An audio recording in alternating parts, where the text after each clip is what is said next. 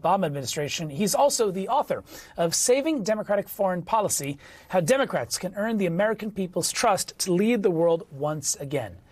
Joel, thank you so much for joining us. Listen, U.S. envoys in Switzerland now, and it appears their Iranian counterparts will be there as well. So let's start here. Do you think that meaningful talks will actually begin this weekend?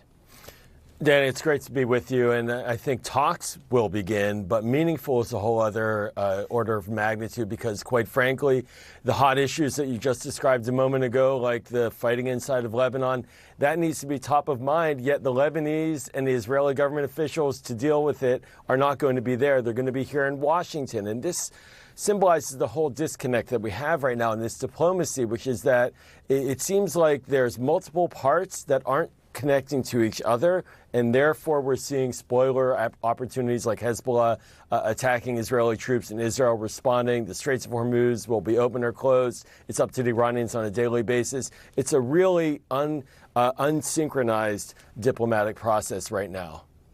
Can we talk about the Strait of Hormuz just for a moment? Because this has been a particularly confusing morning, I feel like, for some folks.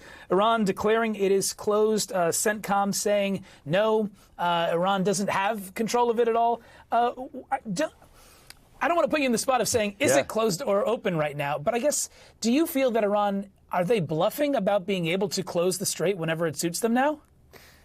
You've put your finger on the button, right? Like from a strategic perspective, if you are a shipper, if you are an oil company that wants to send their goods through that strait and the Iranians say it's now closed, you don't know what's going to come next. You don't know if that means a boat will come out and shoot at you, if a mine has been laid that no one's captured or seen. You just don't know. And it's that uncertainty as well that will spike interest amongst the shippers from going forward. So unless the United States and Iran have a firm, verifiable agreement that is clear and the rules of the road are in place, shippers aren't going to have confidence that they can really go through that strait without, at a moment's notice, having it ostensibly shut down, or at least the threat of it, which could harm their ship anyways. Right, even if it isn't closed, the risk might be too great for some shippers to take that chance.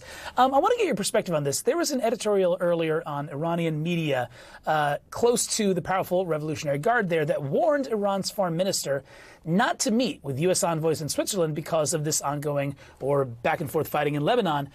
Why do you think the IRGC is resorting to public messages now to key members of the regime? Well, you know, Danny, there's no secret that there are still different power centers inside of Tehran. The IRGC ostensibly is the most powerful component of the Iranian government. They are the ones that have the guns. And if they are putting out these positions in public, perhaps they're concerned, but also they're telling the rest of the world that whatever you negotiate with our foreign ministry, our presidency's office, it doesn't really matter. They're going to have to come back to us, the IRGC, and we just won this war.